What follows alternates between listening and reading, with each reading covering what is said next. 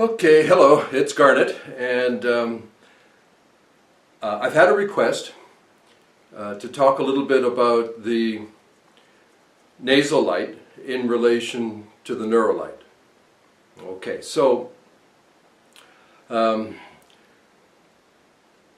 this subject can be more technical to make any kind of sense of it. And because of that, I'm going to try my best to keep it truthful to my understanding, as well as keep it as simple as possible.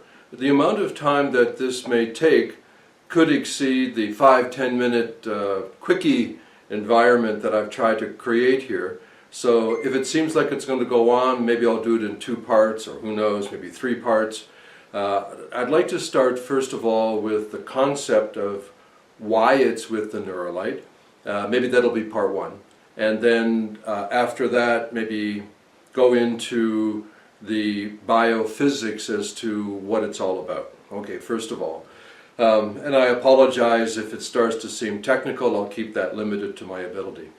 When the neurolight was being developed conceptually, I thought of the complex adaptive system which exists in nature and is well recognized to model, in the most current view, the brain.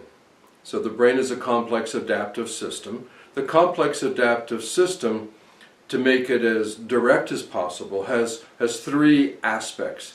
The cardinal, the primary, is that it's self-organizing, it's self-regulating. Complex adaptive systems have more parts and pieces than anybody can count. And they're all interactive and interrelated, which means the relationships are exponential, beyond our imagination in most cases. So this self-regulating behavior is, I guess you could say, next to miraculous or magical in terms of our thinking. It doesn't follow simple linear cause and effect. It's called nonlinear. Okay, that's our brain. Now, this ability to self-regulate, meaning the brain doesn't have a brain, the brain doesn't have a boss, the conductor of the orchestra emerges as the music is played.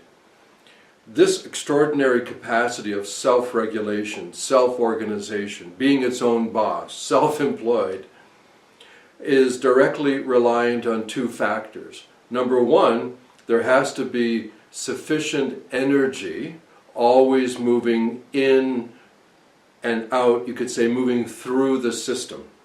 So there has to be adequate energy supply at all times for self-regulation.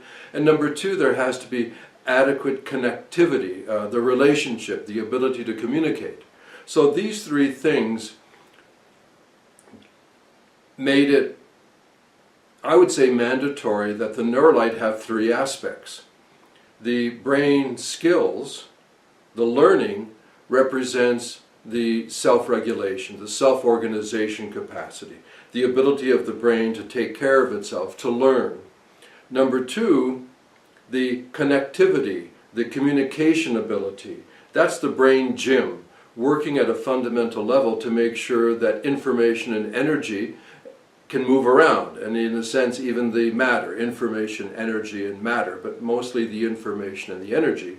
And then the brain food is the assurance that there's adequate energy for all of this to happen. So because the complex adaptive system has 3 elements primarily: self-organization, the need for communication and connection, and the need for a constant adequate supply of energy, these 3 things make the neurolight.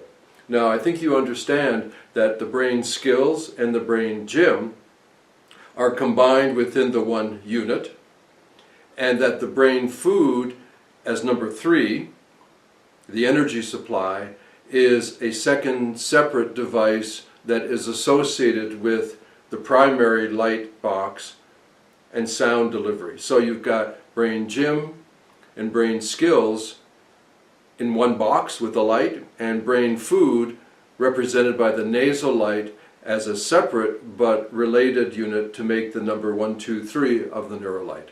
Okay, so that's just the very, very beginning on the concept and the design. All right, I'm going to go ahead now, pause, keep this short, and then come back with a part 2 and probably a part 3. Let's see how it goes.